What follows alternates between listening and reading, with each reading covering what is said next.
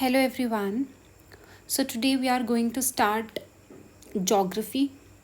We have completed polity.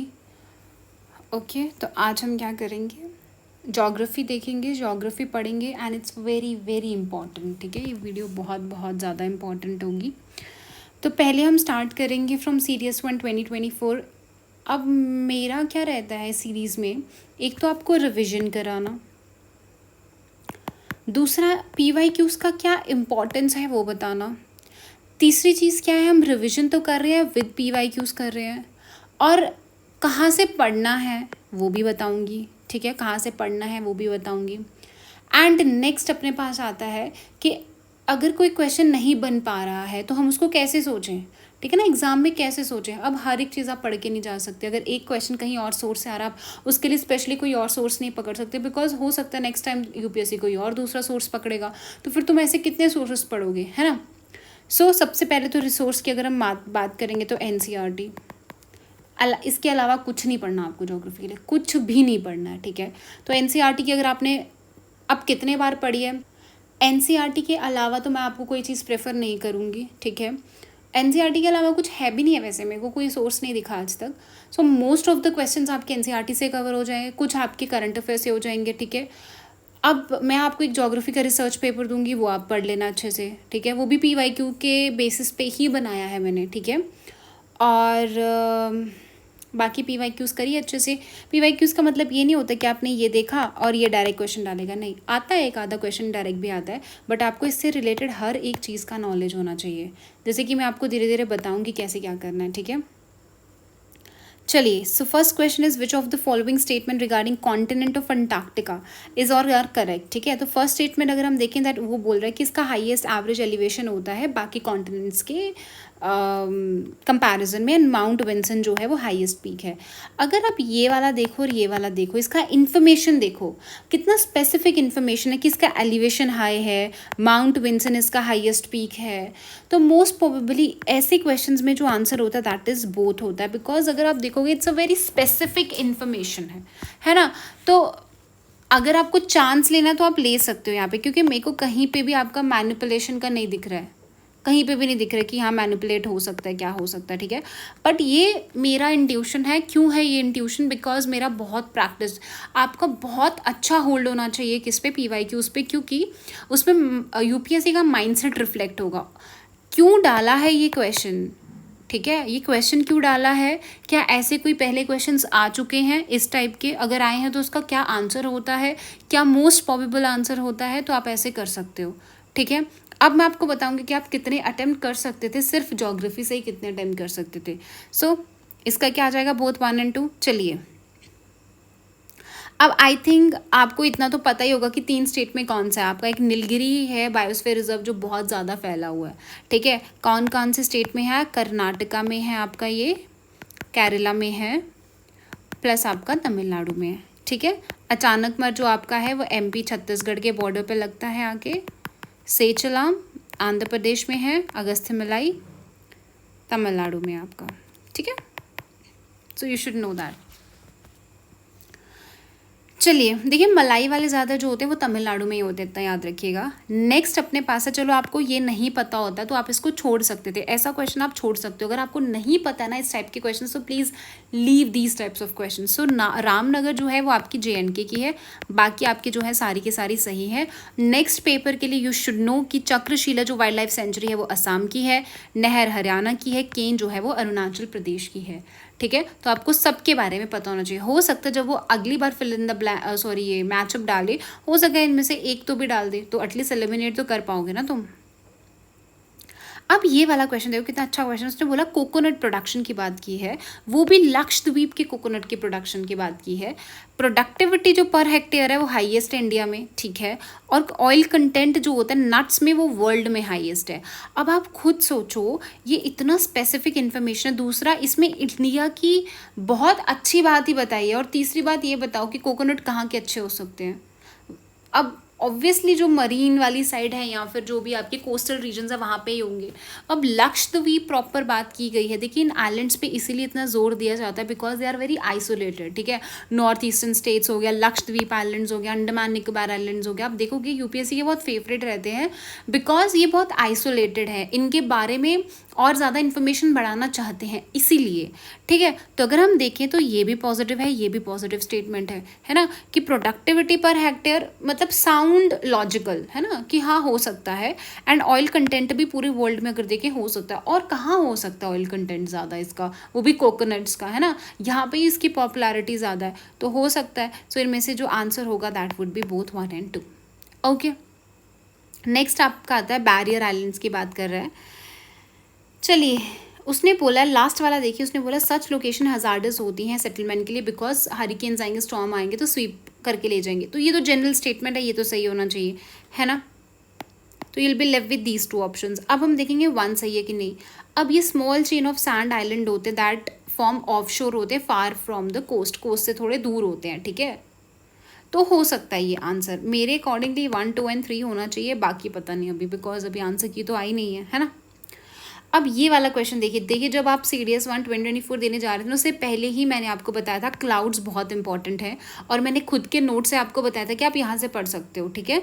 देखिए जो मैंने नोट्स बनाया ना, मैंने बहुत मेहनत से बनाए हैं बिकॉज एक बार के नोट्स नहीं है। मैंने एक बार जब सबसे पहले जब मैंने नोट्स बनाए थे आज से कोई 2-3 साल पहले, तो उस टाइम पे क्या हुआ था, मैंने जो देखा सब बना दिया। फिर उसके बाद मेरे को धीरे धीरे समझना स्टार्ट हुआ PYQ से कि क्या चीज़ इंपॉर्टेंट है, क्या चीज़ इंपॉर्टेंट नहीं है।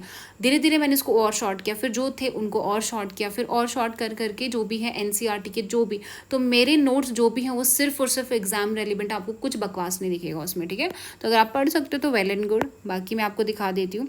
यहाँ पे मैंने आपको बताया था कि आपके पास क्या होते हैं, हाई क्लाउड्स होते हैं, ठीक है। हाई क्लाउड्स में कौन से होते हैं, आपके सिरस होते हैं। उसमें भी 2 बताए थे, सीरो क्यूमुलस और सीरो स्ट्रेटस।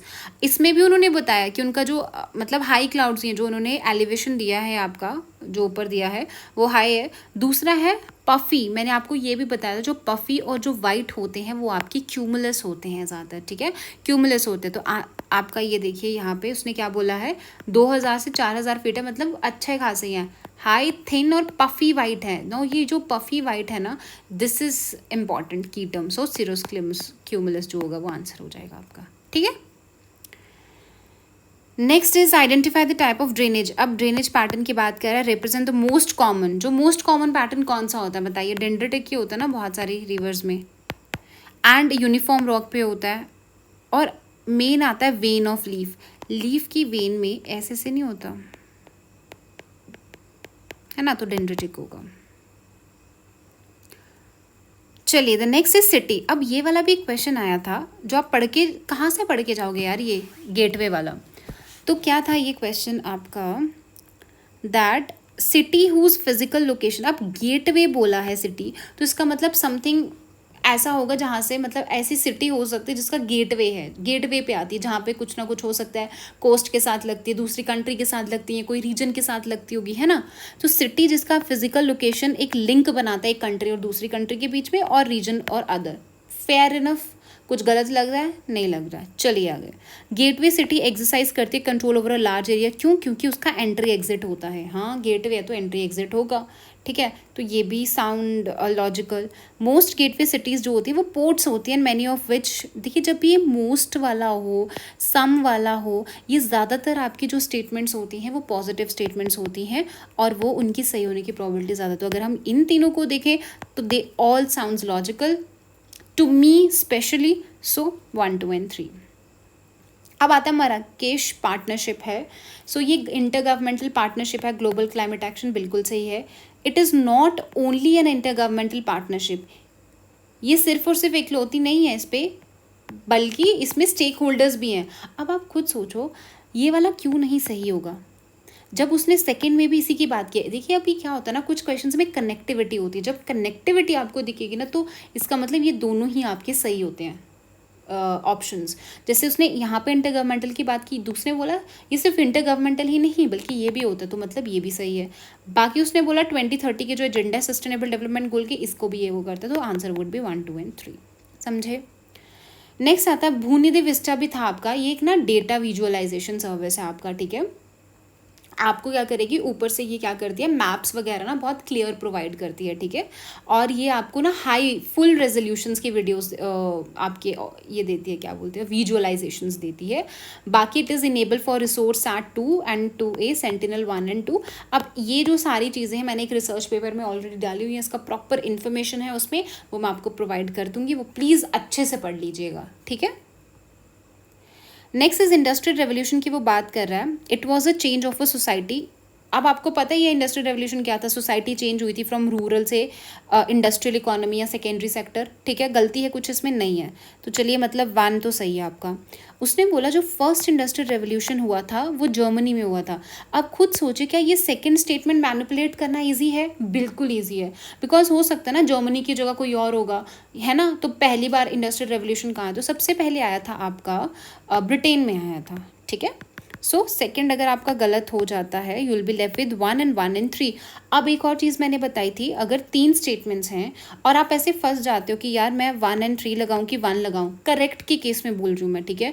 तो हमेशा उस ऑप्शन के साथ जाइए जहाँ पे आपको ज़्यादा स्टेटमेंट्स मिल रही है, मतलब 2। And same with 4 statement. अगर 4 स्टेटमेंट वाला क्वेश्चन है, अगर आपको दिख रहा है कि एक गलत है और ऐसा कोई आता है जिसमें 1 ओनली या 2 ओनली है, तो प्लीज़ वो मत मार्क करिएगा, बिकॉज 4 स्टेटमेंट में से 3 वो गलत बनाएगा, उसकी प्रोबेबिलिटी बहुत ज़्यादा कम होती है, ठीक है। सो answer would be your 1 and 3। चलिए नेक्स्ट आपका इजी क्वेश्चन था। उसने बोला चलो मान लिया ये ऐसा क्वेश्चन है कि चलो ठीक है आपको नहीं पता 0.39 माइक्रोमीटर यही है। अब सेकंड देखो, उसने बोला जो इंसुलेशन होती है वो इवनली डिस्ट्रीब्यूटेड है।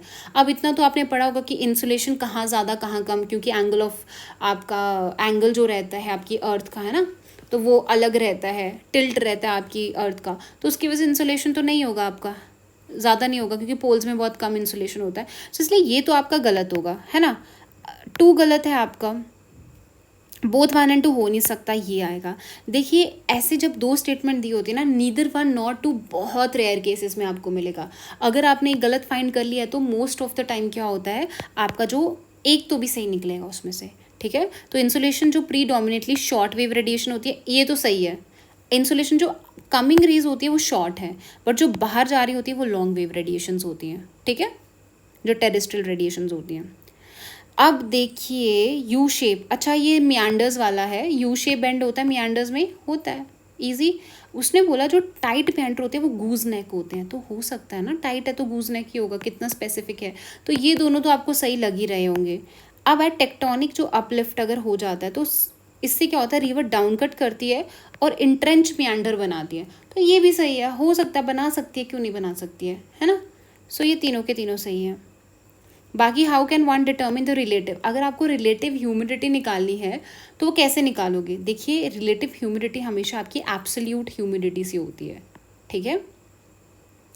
एब्सोल्यूट ह्यूमिडिटी होगी कि मतलब कितना, मतलब कि वो ह्यूमिडिटी है प्रॉपर, कितना वाटर कंटेंट है। रिलेटिव होता है कि मतलब अभी कितना है वाटर वेपर्स, मतलब अभी कितना ह्यूमिडिटी है आपका, कितना पानी, और उसकी अपॉन उसकी कैपेसिटी कितनी है, ठीक है।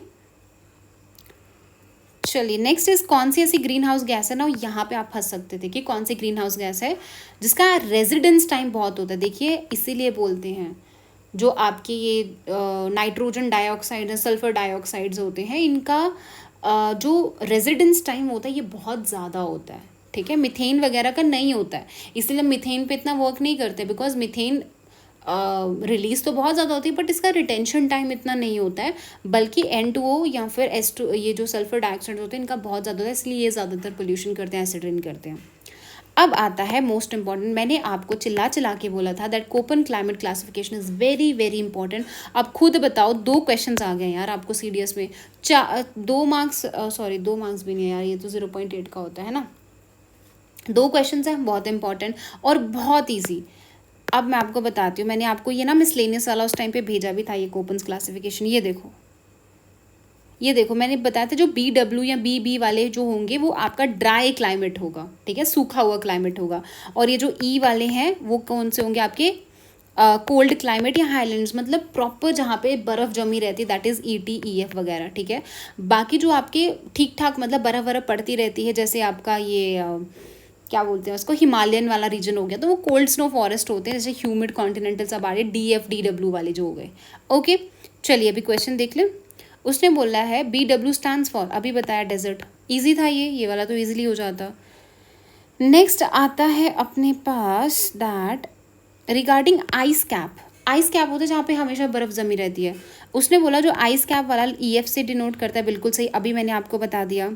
उसने बोला it is a earth most severe climate होता है जहाँ पे मीन मंथली टेम्परेचर कभी भी 0 डिग्री सेल्सियस से ऊपर नहीं जाता, तो बिल्कुल सही है ये 1 और 2 तो सही है। थर्ड देखो, उसने बोला ये पीर पंजाल और ग्रेट हिमालयाज़ में होता है। अब मेरे को खुद बताओ जो हिमालय वाला रीजन है या पीर पंजाल वाला रीजन है, क्या वहाँ पे कभी 0 डिग्री से ऊपर जाता ही नहीं है क्या? ऐसा हो सकता है कि वहाँ पे 0 डिग्री से ऊपर जा ही नहीं रहा?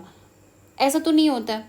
तो इसीलिए 2 और 3 तो साथ में वैसे भी जा नहीं सकता, नहीं जा सकता, तो 2 और 3 जान सकता, बचता है 1 और 2। अगर आपको कुछ नहीं भी पता होता तो भी आप कर लेते, क्यों? क्योंकि मैंने आपको बोला था हमेशा उस पे जाइए जहाँ पे थोड़ा ज़्यादा सही है, ठीक है?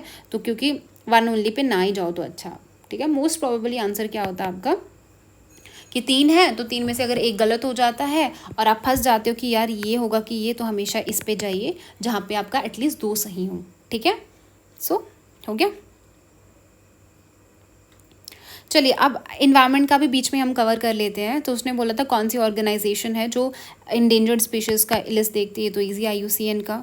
अब नेशनल वाटर हाईवेज है, ये सब मैंने आपका रिसर्च पेपर में डाल दिया, आप देख लेना। सो जो नेशनल वाटर वे जो 1 है वो है आपका गंगा वाला, दिस इज़ 1, एंड ब्रह्मपुत्र वाला है आपका 2, दिस इज़ 2, एंड थर्ड आपका ये है काकीनाडा वाला, और फोर्थ आपका वेस्ट को ये आ जाएगा, कोलम वाला आ जाएगा, ठीक है? अच्छा, कौन सी जो वेस्ट लैंड है जो कल्चरेबल होती है? कल्चरेबल वो वाली होती है जो 5 साल से आपने छोड़ के रखी हुई है, ठीक है? 5 या 5 साल से ज़्यादा, ईजी।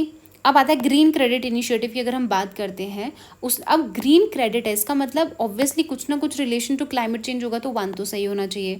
उसने बोला इट प्रमोट्स प्लांटेशन को प्रमोट करा, ग्रीन की बात करें, चलो बिल्कुल सही है।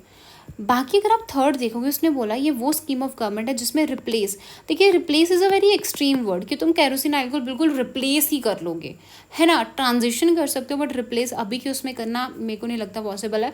तो ऐसे स्टेटमेंट नेगेटिव होते हैं। सो मेरे अकॉर्डिंगली जो ये आंसर है वो 1 और 2 होना चाहिए, बाकी आई डोंट नो, ठीक है? बाकी अब सही है गलत है मेरे को नहीं पता। ओके, सो समझा आपको कैसे अटेम्प्ट करना है पेपर? सो इनमें से अगर आप देखोगे कौन कौन से आप आराम से कर सकते थे, एक तो ये कर सकते थे 1, ये में अगर आपने NCERT पढ़ा होता तो 2 ये हो जाता, ये 3 हो जाता, ठीक है, 3, ये 4, ये 5 हो जाता, एंड 6, 7 हो जाते, 8। अब 8 से 9 क्वेश्चन तो आप आराम से कर लेते, 2 तो जैसे मैंने आपको ट्रिक बताया 2-3 आप ऐसे कर लेते, तो 11-12 क्वेश्चन तो आराम से कर रहे हो आप, है ना? बाकी नेगेटिव होता है, ठीक है? अगर आप ट्रिक्स वगैरह यूज़ कर रहे हो या कुछ भी ऐसा यूज़ कर रहे हो, लॉजिकल रीजनिंग, उसमें से गलत तो होगा, ऐसा नहीं है कि आपका बिल्कुल ही सही हो रहे हैं, सारे सही हो रहे हैं, बट एटलीस्ट पॉजिटिव में जाओगे तुम, नेट पॉजिटिव में जाओगे। So next we have is 2023 का जो सेकेंड वाला है। सो फर्स्ट क्वेश्चन इज, देखिए अभी फर्स्ट क्वेश्चन अगर हम देखें, fog is simply a cloud that forms close to the ground. अब this is a very general statement, तो ये तो सही होगा, पास में ही बनती है ना, ग्राउंड के तो पास में ही बनेगा आपका फॉग, ठीक है? अब दिस इज़ करेक्ट। अब वो बोलते हैं that radiation fog is associated with radiation cooling of the land at night. देखिए रेडिएशन का मतलब क्या होता है, अगर आप खुद समझ के देखिए, रेडिएशन होता है जो बाहर जा रही है, रेडिएट कर रहा है ना, रेडिएशन है। तो अगर रेडिएशन फॉग है, अर्थ से ऊपर जा रही है, बाहर निकल रही है, इसका मतलब ये रात को क्या कर लेगा, ठंडा कर देगा, ठीक है? रेडिएशन क्या करता है, वो कूल कर देता है। तो अगर हम मतलब से जाए तो ये भी सही है, ठीक है? अब मैंने आपको बताया था कि जैसे 2 की डेफिनेशन, जैसे रेडिएशन फॉग और एडवेक्शन फॉग है, या तो क्या हो जाएगा, ये स्वॉप कर देता है, अगर ये स्वॉप कर देता है तो दोनों ही गलत हो जाता है आपके पास, ठीक है? बट अगर आपको ये दिख गया कि एक सही है, तो इसका मतलब ये दूसरा भी सही होगा। फिर क्यों होगा दूसरा सही? क्योंकि इसका डेफिनेशन तो इसने ले लिया, तो इसका तो खुद का ही डेफिनेशन होगा फिर, है ना? तो ये क्या होता है ना, बहुत सारे आप UPSC क्वेश्चंस में आपको ये चीज़ देखने को मिलेगी, या तो वो स्वॉप कर देता है, दोनों ही गलत कर देता है बिकॉज डेफिनेशन है, ईजी हो जाता है उसके लिए ये चीज़ फ्रेम करना, इसीलिए करता है, ठीक है। तो अगर हम देखें पढ़ने के उससे जाएं, तो अगर हम देखें तो जो फर्स्ट वाला तो सही है, सेकंड भी। और एडवेक्शन क्या होता है? एडवेक्शन होता है when moisture is blown over a cold surface and chilled by contact से। देखिए कन्वेक्शन होता है जैसे ऐसे ऐसे करके हीटअप होती है, एक होता है जो हॉरिजॉन्टल जाती है, तो वर्टिकल जा रहा है, एक होता है जो हॉरिजॉन्टल जाती है, दैट इज एडवेक्शन होता है। तो एक दूसरे के साथ टच में आ रही है और चिल करती जा रही है, ठंडी हवा बनाती जा रही है। तो इसमें भी मेरे को कुछ गलत नहीं लग रहा, सो answer would be 1, 2 and 3। Moving toward next, land forms है वेरी वेरी इंपॉर्टेंट है। मैंने अपने सारे नोट्स में इसको अच्छे से कवर किया, कौन कौन से लैंड फॉर्म कौन कौन बनाता है। जो सर्क होता है वो आपके ग्लेशियर से बनते हैं, ठीक है। स्टैक होते हैं, स्टैक किससे बनता है आपका? ये जो वेव्स होती हैं, ठीक है, ये स्टैक्स बन जाते हैं आपके, ठीक है। स्टैक्स हो गया, या फिर आपकी केव्स बन जाती हैं, ठीक है। क्लिफ होती है, क्लिफ बन जाती है आपका, ओके। बाकी आगे ज़्यूगन क्या होता है ना, एक टेबल टॉप की तरह होता है, ठीक है। आपका एक टेबल टॉप की तरह रहता है, जो कि आपको कहाँ पे मिलेगा? डेजर्ट एरियाज़ में मिलता है। इसमें क्या होता है आपका, सॉरी ऐसे करके कुछ ऐसे टाइप का होता है, ठीक है। तो विंड से क्या होता है, ये नीचे वाला पार्ट आपका इरोड होता जाता है, ठीक है। तो ऐसा बन जाता है, टेबल टॉप टाइप बन जाता है, तो सिर्फ इसका ज़्यूगन आएगा, okay. Next is which one of the following crop is not cultivated under dry? Not cultivated, अब आपको इतना तो पता है कि अभी मिलेट डे बहुत कर रहे थे 2023 में। तो मिलेट्स क्या होते हैं? कोर्स ग्रेन होते हैं जिनको पानी कम लगता है ना। तो उसमें से कौन कौन से आते हैं? ज्वार, रागी, तो उसमें से ही आ गया। अब बचते हैं 2, देखिए शुगर केन, ग्राउंड वाटर। खुद बताइए मेरे को, शुगर केन को ज़्यादा पानी लगता है कि इसको, ग्राउंड नट को? ऑब्वियसली शुगर केन को लगता है ना। बहुत बार ये CSC में भी क्वेश्चन आ चुका है, CSC में भी ये क्वेश्चन आ चुका है, प्री के पेपर में आ चुका है ये शुगर केन वाला, ठीक है। आई थिंक उन्होंने बोला था लीस्ट वाटर एफिशिएंट कौन सा है, पेपर कौन सा था? 2021 का पेपर था जहाँ तक मेरे को याद है, तो 2021 का पेपर था, उसमें आया था ये क्वेश्चन शुगर केन वाला। विच one of the following forms of settlement? अब लेक है तो लेक के अराउंड कैसी होगी आपकी? ऑब्वियसली सर्कुलर होगी, ठीक है। इजी क्वेश्चन, तो देखिए आप आसानी से ये क्वेश्चन अटेम्प्ट कर सकते हो। Now let's move to this. अब ये भी बहुत इजी क्वेश्चन था कि basis of their origin, origin means कहाँ से आ रहा है ना, वो ऑरिजिन क्या है? सो ए आ जाता है आपका बायोटिक, बायोटिक होते हैं आपके लिविंग, ठीक है। ए बायोटिक होते हैं आपके नॉन लिविंग, ठीक है। रीन्यूएबल है या फिर नॉन रीन्यूएबल है, ठीक है। रीन्यूएबल मीन्स एग्जॉस्टेबिलिटी पे आ जाता है आपका, है ना। बाकी इंडिविजुअल ये ओनरशिप पे आ गया, पोटेंशियल है कि रिजर्व है, बाकी तो आपका, ठीक है। So this is your A part. Now which one of the following is the highest mountain in Africa? अगर अफ्रीका जो रहता है ना, वो UPSC बहुत ज़्यादा पूछता है, UPSC अफ्रीका को लेके। या तो अफ्रीका का मैप पूछ लेगा, ठीक है। ये सूडान वगैरह हो गया, इरिट्रिया हो गया, इथोपिया हो गया, ये बहुत ज़्यादा इंपॉर्टेंट रहता है। इसके आसपास की कौन सी रिवर्स हैं, कौन से सी हैं, ठीक है। रेड सी की कौन कौन सी बॉर्डरिंग कंट्रीज़ हैं, फिर आपका साहेल रीजन है, आपका हॉर्न ऑफ अफ्रीका है ना। ये सारी की सारी बहुत बहुत ज़्यादा इंपॉर्टेंट होती हैं। कौन सी आपकी नॉर्दर्न में आती है, कौन सी साउदर्न में आ रही हैं, कौन सी रेड सी को टच कर रही है, कौन सी मेडिटेरेनियन को टच कर रही है, ठीक है। So Africa is very very important. तो इसके जितने भी आपके प्लेट्यूज़ हैं या फिर जितने भी आपके माउंटेन्स हैं, वेरी वेरी इंपॉर्टेंट हो जाते हैं। So it was an easy question. Mount Kilimanjaro है जो इसका हाईएस्ट है। बाकी मैंने यहाँ पे लिख दिया है कि जो आपका एटलस माउंटेन है वो आपका बिल्कुल यहाँ पे आता है, नॉर्थ वेस्ट पे आता है, टॉप पे आता है, ठीक है। ये आपका Atlas mountain, so north western Africa, आप देख सकते हो इन्हें को टच करता है। ये सेपरेट करता है सहारा डेजर्ट को फ्रॉम मेडिटेरेनियन अटलांटिक ओशन से, ये सेपरेट करता है। Next we have is Kilimanjaro जो है वो तंजानिया में है आपका, और ये डोरमेंट वॉल्केनो सबसे लार्जेस्ट है। सेकेंड लार्जेस्ट की अगर हम बात करें तो we have Mount Kenya, okay. चलिए नेक्स्ट अपने पास आता है, ये भी इजी क्वेश्चन था कि जो UN सिक्योरिटी काउंसिल, उसके कौन कौन से परमानेंट मेंबर नहीं हैं? तो कौन कौन से हैं आपके? फ्रांस है आपका, चाइना है, UK है, US भी है, बस एक जापान नहीं है आपका, ओके। चलिए the next question is consider the following statement about. देखिए इसमें से कहीं ना कहीं आपने पढ़ा ही होगा, क्योंकि बहुत बार पूछता है कि वीनस जो है उसके 2 मून्स है। वीनस का कोई मून नहीं होता आपका, तो दूसरा तो गलत आ गया आपका, ठीक है। You will be left with these 2 options. So उसने बोला मर्क्यूरी का कोई एटमॉस्फेयर नहीं होता, बिल्कुल नहीं होता। क्यों? देखिए क्या होता है, जो भी आपके सन के पास वाले प्लैनेट है उनका ना एटमॉस्फेयर नहीं होता, क्योंकि आपकी सोलर विंड्स आती हैं, और सोलर विंड्स इतनी ज़्यादा होती है कि जितनी भी हवा होती है या जितना भी एटमॉस्फेयर होता है उसको उड़ा के ले जाती है। इसकी वजह से क्या होता है, वहाँ का एटमॉस्फेयर नहीं होता है, ठीक है, पास वाली जो होती है। बाकी जुपिटर पे लैंड नहीं होती, बिल्कुल नहीं होता, क्योंकि जुपिटर जो है आपका वो पूरा गैसियस है, ठीक है। तो गैसेस ही गैसेस है, वहाँ पे आपकी कोई लैंड नहीं है। सो बाकी तो ये तो सही हो जाएगा। So answer would be 1, 3 and 4, fine. चलिए, which one of the following passes is not located in Indian Himalayan region. देखिए, इंडियन हिमालयन की बात किया मतलब इंडिया में होना चाहिए, तो ये भी है, ये भी है, ये भी है। जोजिला जो है आपका लद्दाख वाले रीजन में आ जाता है, ठीक है।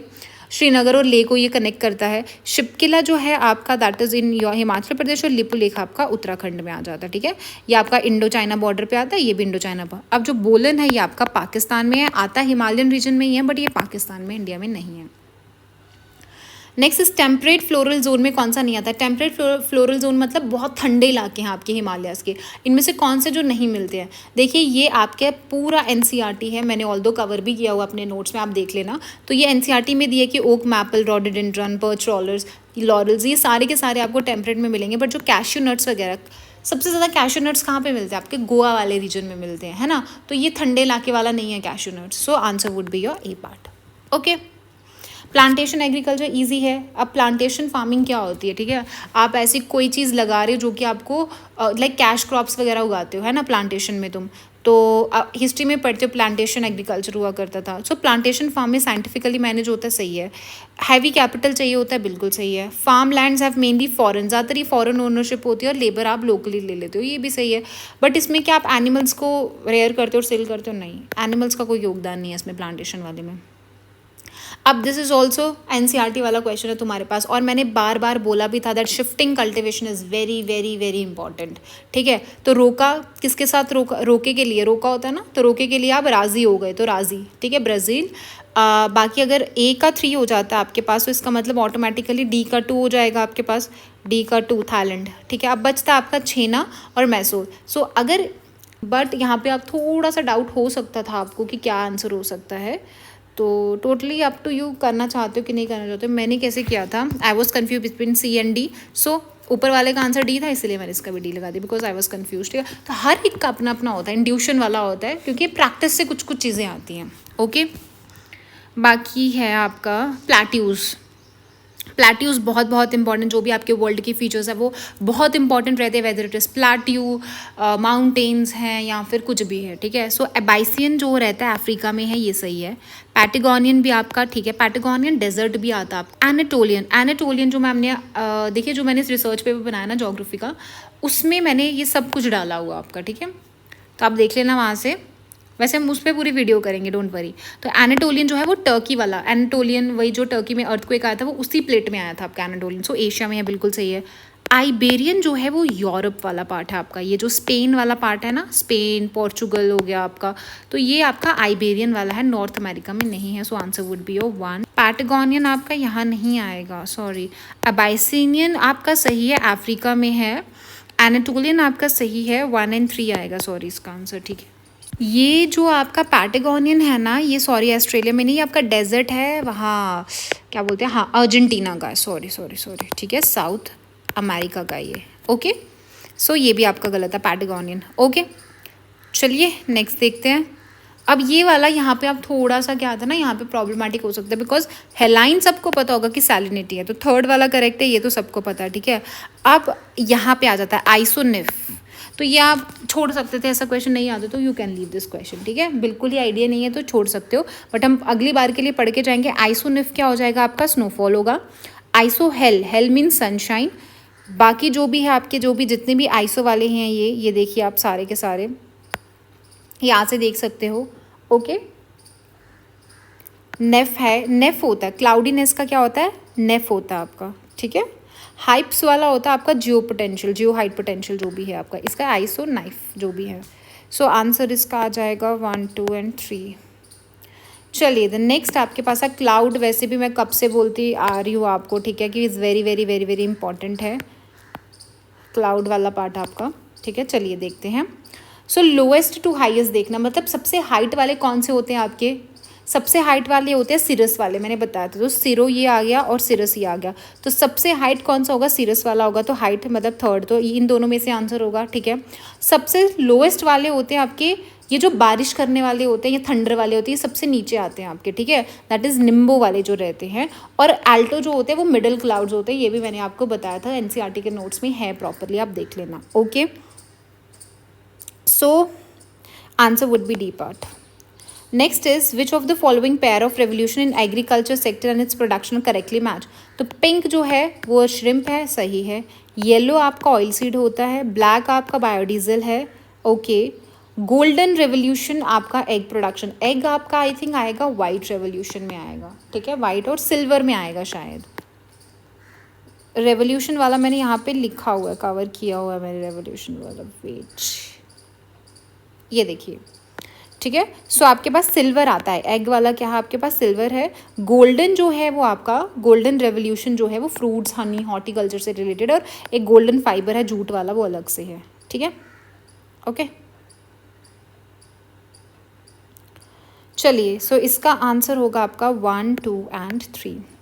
अब आता है national highway authority of India क्या नहीं करती है। एक तो ये फ़ी कलेक्ट करती है, आप जाते होगे बहुत बार हाईवेज़ पे जाते होगे तो देखते होगे ना वहाँ पे टोल फीस वगैरह लेते हैं, तो कौन लेता है, यही लेता है, तो ये तो नहीं होना चाहिए। कंडक्ट कराता है ट्रेनिंग ऑफ हाईवे इंजीनियर्स। अब ये बहुत ज़्यादा ऐसी चीज़ है जो थोड़ी हाई लेवल की है ना। चलो इसको छोड़ते आगे देखते हैं। प्रोवाइड करता है कंसल्टेंसी, कंसल्ट तो करा सकता है, कंस्ट्रक्शन सर्विसेज वगैरह देखता है। रेगुलेट करता है और कंट्रोल करता है व्हीकल्स को कि ताकि प्रॉपर मैनेजमेंट हो, ये सही है। तो इनमें से ऐसा कौन सी चीज़ है, ये है बी पार्ट आपका, कि इंजीनियर्स को एंट्री लेवल पे और इन सर्विस में वो क्या करेगा, ट्रेनिंग प्रोवाइड करेगा या कंडक्ट कराएगा। Now this is very very, मतलब आ जाता है ना कि नेशनल हाईवे अथॉरिटी ये नहीं कर सकती, ये नहीं करती होगी, है ना। उसका काम क्या है कि चलो ठीक है, फ़ी कलेक्ट कर लिया, कंसल्ट करा दिया, या फिर व्हीकल्स का देख लिया कि ताकि प्रॉपर मैनेजमेंट हो जाए, है ना।